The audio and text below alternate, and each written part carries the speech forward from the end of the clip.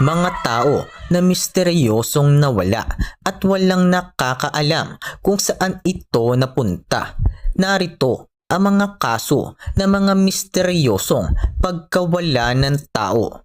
Halimbawa niyan ay ang pagkawala ni Jimmy Hoffa na parang hindi siya nag-exist sa mundo.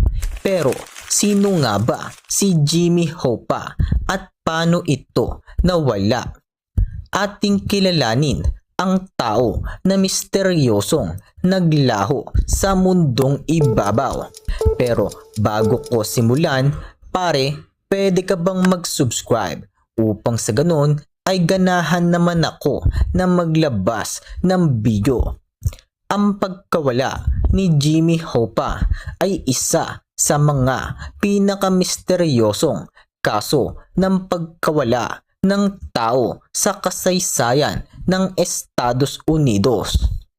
Si Jimmy Hoffa ay isang Amerikanong pinuno ng unyon ng mga manggagawa na naging kilala sa kanyang pagiging leader ng International Brotherhood of Teamsters o IBT mula 1957 hanggang 1971. Si Jimmy Hoffa ay nawala noong Hulyo 30, 1975 sa edad na 62. Ang huling pagkakita kay Hoffa ay nangyari sa isang restaurant sa Bloomfield Hills, Michigan, kung saan siya ay nakatakdang magpulong sa mga kaibigan at kasosyo. Pagkatapos ng pagpulong, si Hoffa ay hindi na nakita muli. Ang kanyang sasakyan, isang green Mercury Marquis Brougham, ay natagpuan sa parking lot ng restaurant. Ngunit wala na sa loob si Hoffa. Sa loob ng mga taon, maraming teorya ang lumabas tungkol sa pagkawala ni Jimmy Hoffa. Narito ang ilang mga teorya. Pagpatay ng mafia. Ang isa sa mga pinakakilalang teorya ay na si Hoffa ay pinatay ng mga miyembro ng mafia na galit sa kanya dahil sa kanyang mga pagtatangka na linisin ang IBT mula sa impluwensya ng mafia. Pangalawa, pagkidnap.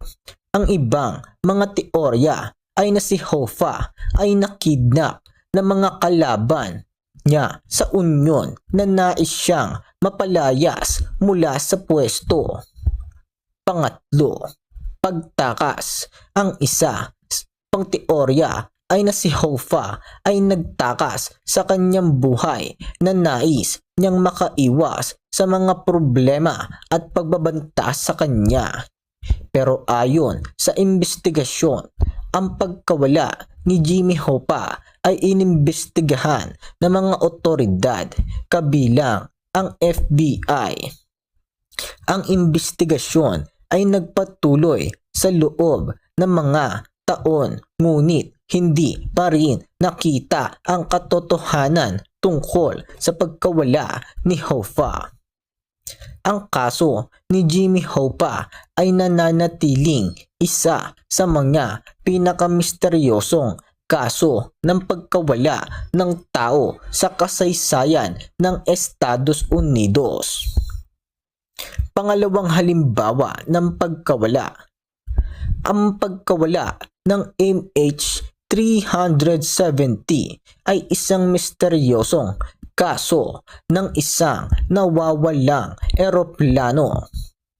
Ang Malaysia Airlines Flight 370 o MH370 ay isang pandaigdigang pampasaherong lipad mula sa Kuala Lumpur, Malaysia patungong Beijing, China. Noong Marso 8, 2014, ang eroplano ay naglaho sa radar habang naglalakbay sa Golpo ng Thailand na may sakay na 227 pasahero at 12 tripulante. ang paghahanap sa nawawalang eroplano ay naging isang malaking operasyon na kinasasangkutan ng maraming mga bansa, kabilang ang Malaysia, China, Australia at Estados Unidos. Ang mga otoridad ay nagpahayag na ang eroplano ay hindi na nakita sa radar pagkatapos ng ilang oras na paglipad at hindi pa rin nakita ang mga labi nito.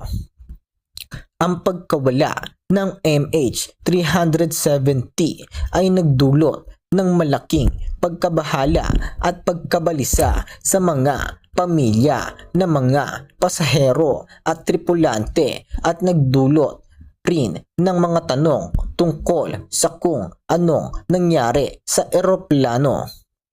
Ang kaso ay nananatiling isang misteryo hanggang ngayon. Saan kaya ito napunta? Hinigop ba ito ng UFO o napunta sa black hole?